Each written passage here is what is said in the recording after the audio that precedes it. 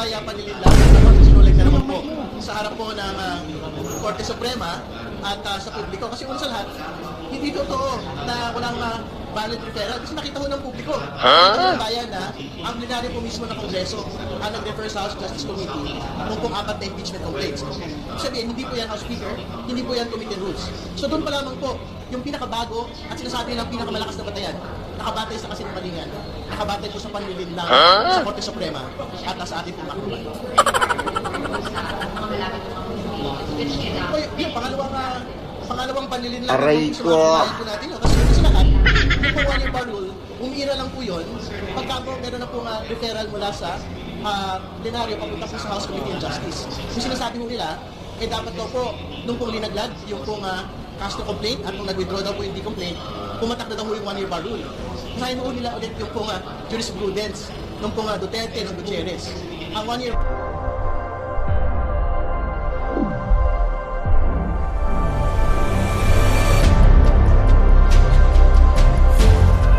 umira lang po pagka meron na pong referral to the House Committee on Justice. And more importantly, nandun po sa Duterte Supreme Court decision and resolution, yung pong House Committee on Justice po talaga, yung meron pong kapangyarihan para magtakda, magtiyak, magbasura, at magpatuloy po ng mga maayos po na impeachment complaint. So, kung yun po yung teorya ho nila, wala ho talagang pwedeng maibasura ng mga impeachment complaints. Lahat po dapat tumawid. Hindi po ganoon ang nailatag sa konstitusyon, hindi po ganoon yung nailatag sa ating pong rules. Hindi po yung ganoon ang nailatag sa mismong mga jurisprudence po ng mga impeachment cases in the past, including the Duterte impeachment Supreme Court decision. The April 14 hearing will proceed as it should. No? So the SALNs, the BIR documents, the income tax returns, the financial statements from the Securities and Exchange Commission will be submitted and will be presented on that date. More importantly, I don't think it has been broken already. More importantly, Ramil Madriaga has been ordered to appear by the court itself on the 14th from 8 a.m. to 5 p.m. I think I had seen a document. Mr. Madriaga has been ordered by the court to appear on the 14th from 8 a.m. to 5 p.m. And on that same day, national pass, that same day, national pass, and some of the session natin na international naman namin 2 days after that day. So ganun ka convenient version sa facility.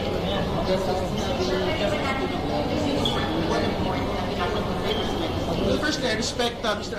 Justice Ascuna, but I think we have to go back to the Duterte Supreme Court resolution. Ang sinasabi po ron, the House Committee on Justice is empowered to receive evidence. Ibig sabihin, nakakapag-screen dapat ng House Committee on Justice ng lahat po ng mga ebidensya na nilalatag po doon. Kasama po doon yung pagkuha ng documentary evidence at testimonial evidence wala po sa mga tao. Ibig sabihin, the evidence doesn't need to be submitted at the time of filing.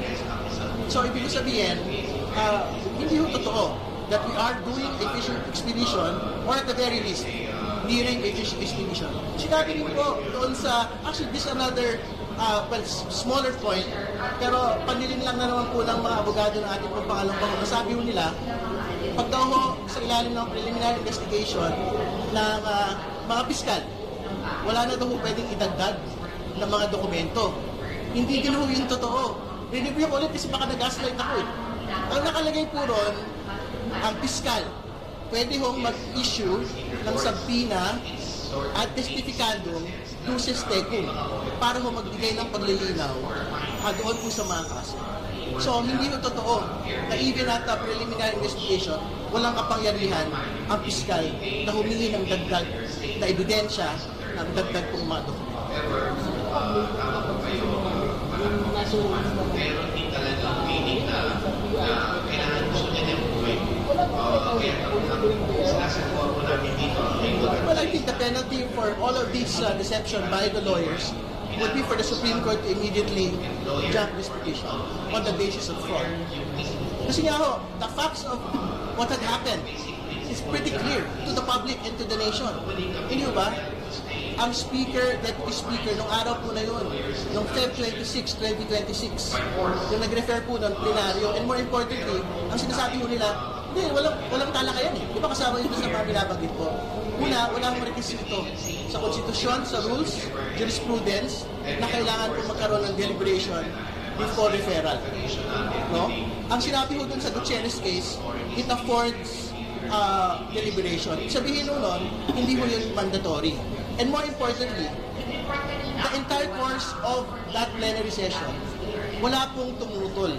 Walang nag-object, walang nag-motion para tutulan po yung referral to the House Justice Committee. Hindi po tumutol ang kapatid ng pangalawang Pangulo, hindi po tumutol ang pamangkin ng pangalawang Pangulo, hindi po tumutol ang pinsan ng pangalawang Pangulo, wala pong aliado ng pangalawang Pangulo na tumutol doon po sa referral po nila. For the existing repatriation process, as I mentioned, we're due to receive 800 million from Segroli. But having said that, if we are to project the chair Hero Manila, if we are to project if this conflict goes on in the coming weeks and months, then mag-usapan ko yun. Kaya pumasok yung aming proposed 7.2 billion issue. Malunas lang talaga sa kanya lang ho yun.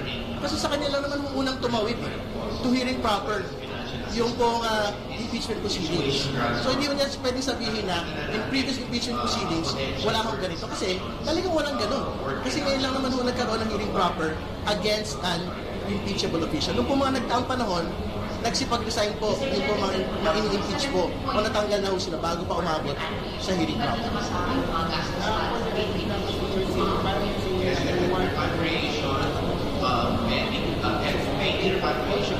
So I don't think I ever said that. No, I didn't say that. I don't say that, my friend.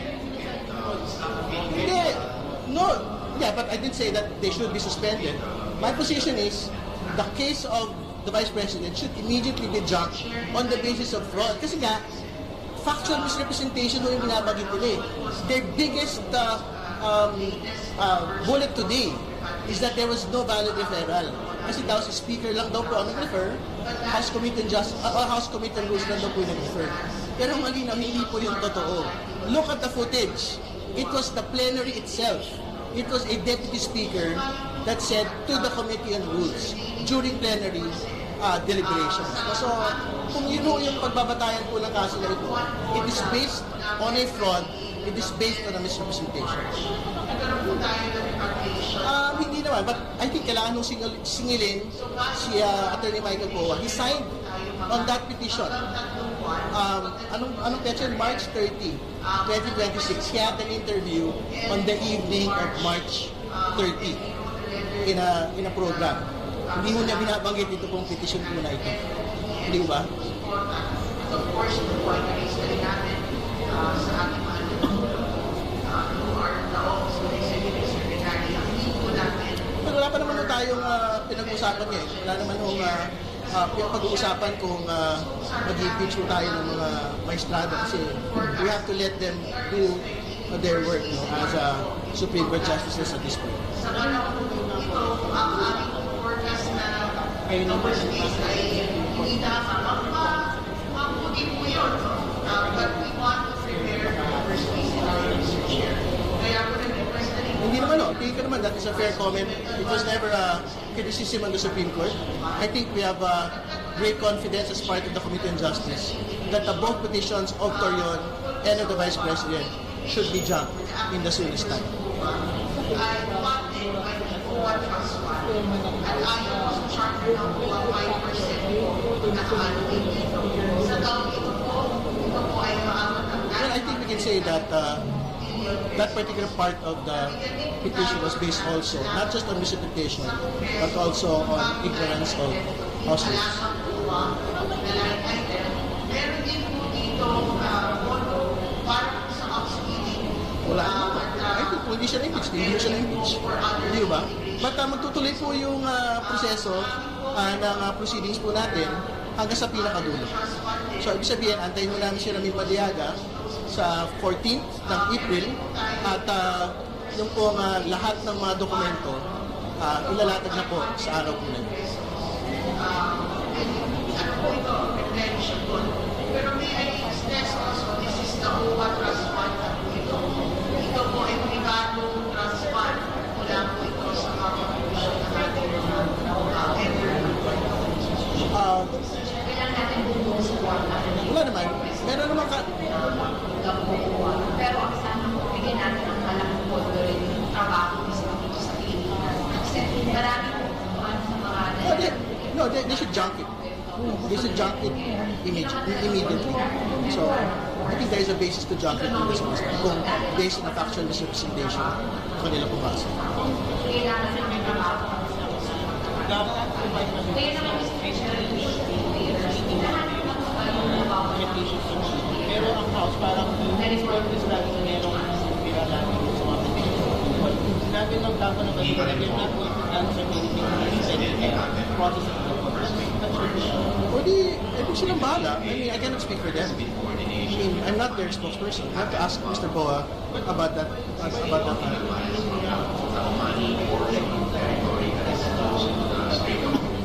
Parang hindi one-sided lang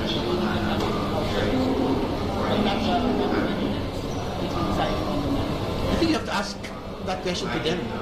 But as far as the House Justice Committee, we are a party to the case. All cases, we are an interested party in the impeachment proceeding. I think each member has every right to actually say their piece of